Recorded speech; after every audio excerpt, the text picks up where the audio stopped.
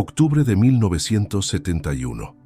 El hombre que estaba a punto de ser coronado rey del béisbol mundial era un rey que había luchado por cada centímetro de su reino. No contra oponentes en el campo, sino contra un fantasma mucho más persistente, el eco de cadenas invisibles, el prejuicio que manchaba la tinta de los periódicos y envenenaba los oídos de los fanáticos.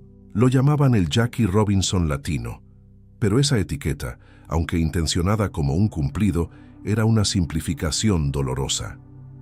Jackie Robinson había abierto una puerta, pero Roberto Clemente tuvo que construir su propia casa, ladrillo por ladrillo, bajo una lluvia de desdén y condescendencia, en un idioma que se negaban a entender.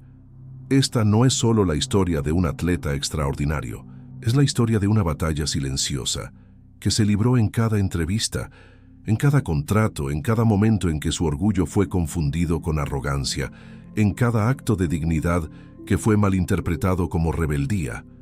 La lucha de Roberto Clemente fue una que definió no solo su carrera, sino el camino para cada atleta latino que vino después de él. Fue una guerra librada con un bate en una mano y su dignidad en la otra, contra un sistema que no estaba dispuesto a reconocer que la excelencia podía venir envuelta en un acento diferente. Si esta historia de coraje y convicción ya resuena contigo, te invitamos a darle a me gusta y a suscribirte a nuestro canal ahora mismo. Tu apoyo nos permite seguir contando las historias de los gigantes que se negaron a ser pequeños. Y por favor, déjanos un comentario en la sección de abajo. ¿Conocías la profundidad de la lucha de Clemente fuera del campo de béisbol? Nos encantaría leer tu perspectiva y saber qué parte de su historia te impactó más. Todo comenzó mucho antes, en la década de 1950, cuando un joven de Carolina, Puerto Rico, llegó a los Estados Unidos con un talento que era una fuerza de la naturaleza y un apellido que la prensa deportiva se empeñó en americanizar. Lo llamaban Bob o Bobby, un apodo aparentemente inofensivo, pero que para Roberto era un borrado sutil de su identidad. Él no era Bob, él era Roberto. Roberto Clemente Walker. Insistía en ello, no por ego, sino por un profundo sentido de respeto por su herencia, por sus padres, por la tierra de donde venía. La prensa lo tildaba de difícil, de sensible, de problemático. No entendían que cada vez que corregía a un periodista, no estaba siendo petulante. Estaba librando una pequeña batalla por su identidad, una batalla que millones de inmigrantes y sus hijos reconocerían como propia. El problema iba mucho más allá de su nombre. Se burlaban de su acento. Sus entrevistas, llenas de pasión y una gramática que bailaba entre dos idiomas, eran a menudo citadas fonéticamente en los periódicos, una cruel caricatura para el entretenimiento de un público que no veía al hombre, solo al extranjero. Y luego estaba el dolor. Clemente jugaba con una intensidad que castigaba su cuerpo. Sufría de dolores de espalda crónicos, insomnio y una miríada de otras dolencias que soportaba en silencio o mencionaba con honestidad cuando la situación lo requería. La respuesta de muchos en los medios fue llamarlo hipocondríaco, un quejumbroso. Cuestionaban su hombría y su dureza, incapaces de comprender que su umbral del dolor era precisamente lo que le permitía jugar a un nivel sobrehumano mientras su cuerpo gritaba en protesta. Para ellos, un atleta latino no podía ser complejo, no podía sentir dolor y ser fuerte a la vez.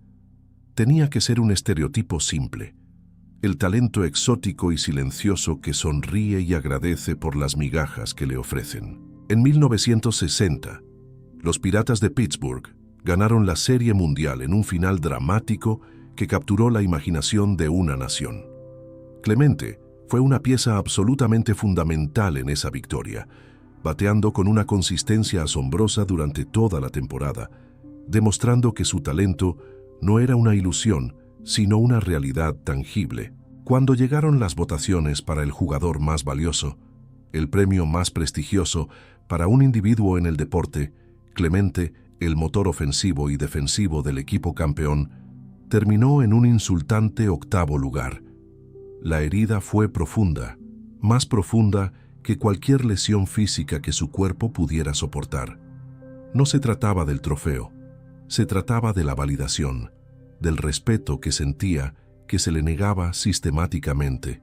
Vio a jugadores con estadísticas inferiores recibir más votos y entendió el mensaje con una claridad que no podía ser ignorada.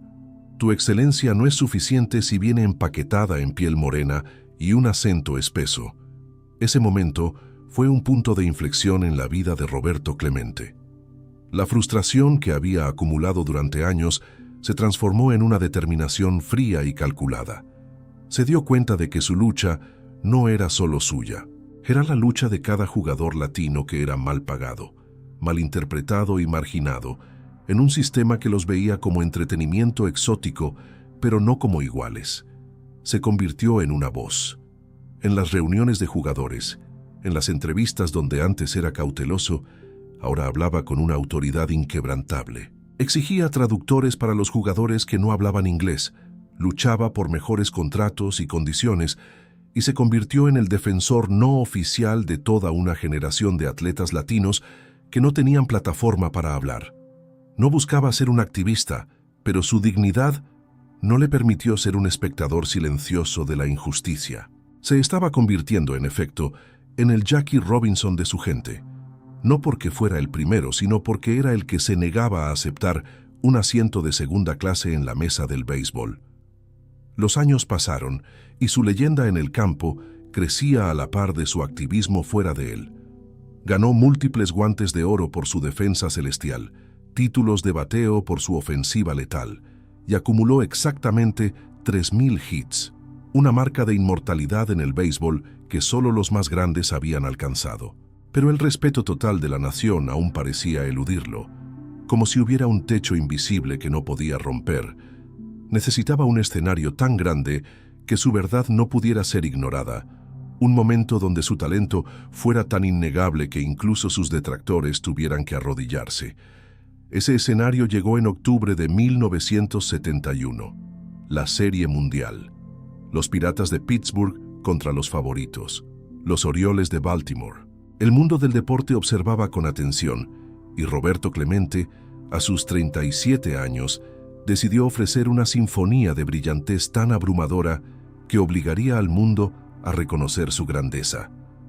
Durante 7 juegos, bajo la presión más intensa que un atleta puede experimentar, Clemente fue de otro mundo. Parecía flotar en el jardín derecho, haciendo atrapadas que desafiaban la física y la gravedad. Su brazo, un cañón legendario, silenció las bases de los corredores de Baltimore con su precisión mortal, y con el bate fue un cirujano, cada swing calculado, cada movimiento perfecto. Bateó en cada uno de los 7 partidos, conectó 2 jonrones, impulsó carreras cruciales en momentos decisivos y jugó con la furia controlada de un hombre que sabía que este era su momento, su declaración final, su oportunidad de silenciar a todos los que alguna vez dudaron de él. Llevó a su equipo a una victoria improbable, ganando el 7º y decisivo juego. En el vestuario, mientras el champán corría y sus compañeros de equipo lo levantaban en hombros, fue nombrado el jugador más valioso de la Serie Mundial. No había duda, no había debate. Era el mejor jugador en el escenario más grande del mundo. Le pusieron un micrófono en la cara. La audiencia nacional, millones de personas en sus hogares, esperaba las palabras del héroe. Y en ese instante, con el mundo pendiente de él, con la oportunidad de hablar en el idioma que lo había llevado al éxito, Roberto Clemente hizo su jugada más poderosa. Antes de decir una sola palabra en inglés, miró directamente a la cámara y con una voz clara y llena de emoción que no podía ser contenida, habló en el idioma de su alma. Habló en español. En el día más grande de mi vida, para los nenes míos y mi señora, les mando mi bendición. Y para mis padres allá en Puerto Rico, la bendición también. Fue un acto revolucionario en su momento. En su momento de máxima gloria estadounidense, eligió honrar sus raíces primero, eligió que el mundo escuchara su verdadera voz. Fue una declaración para cada niño en América Latina, para cada persona que alguna vez se sintió avergonzada de su acento o de su origen. Estaba diciendo, aquí estoy, soy Roberto, y mi idioma es hermoso, mi herencia es mi fuerza. Solo después de bendecir a su familia en su lengua materna, cambió al inglés para continuar la entrevista. En ese momento, dejó de ser Bob. Dejó de ser el hipocondríaco. Se convirtió para siempre en el grande. Pero la verdadera medida de un hombre no se toma en momentos de gloria. Se toma en lo que hace cuando nadie está mirando, cuando no hay cámaras, cuando no hay aplausos. Poco más de un año después, el 31 de diciembre de 1972, el mundo se enteró de la verdadera profundidad del carácter de este hombre. Un devastador terremoto había asolado Managua, Nicaragua, dejando a miles de personas sin hogar, sin comida, sin esperanza. Clemente, que sentía una profunda conexión con los pueblos de América Latina, con sus luchas y sus sufrimientos, organizó una masiva campaña de recolección de ayuda en Puerto Rico.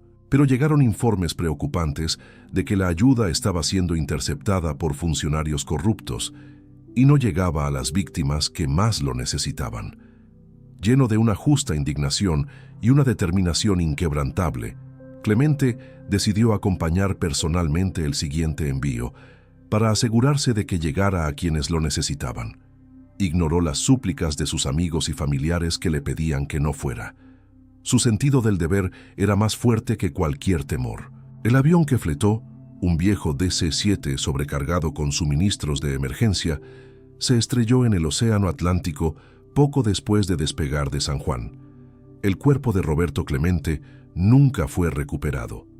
Murió como vivió, sirviendo a los demás, luchando contra la injusticia, yendo personalmente a asegurarse de que se hiciera lo correcto, sin importar el costo personal.